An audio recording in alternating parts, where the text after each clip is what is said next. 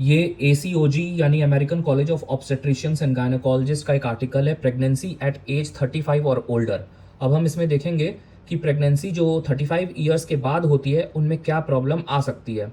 तो यहाँ पे इन्होंने क्लियरली एक स्टडी के बारे में लिखा है कि observational studies demonstrate that pregnancy in older individuals is associated with increased risk of adverse pregnancy outcome for both the pregnant patient and the fetus that might differ from a younger pregnant population even in healthy individuals with no other comorbidity।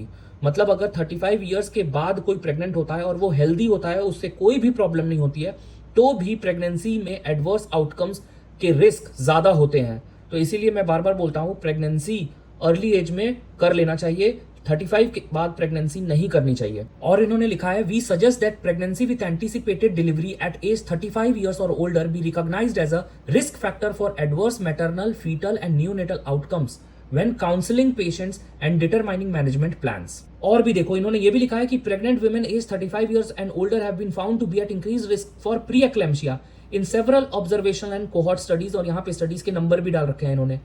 मतलब बहुत सारी studies हैं, एक दो studies नहीं है जिसमें बताया जा रहा है कि प्रेग्नेंट फीमेल 35 ईयर्स या उससे ओल्डर हैं तो उनको ज्यादा रिस्क होता है। एक दो स्टडीज नहीं है इसकी, मैं इतनी सारे प्रूफ आपके सामने दे दिया हूं अब।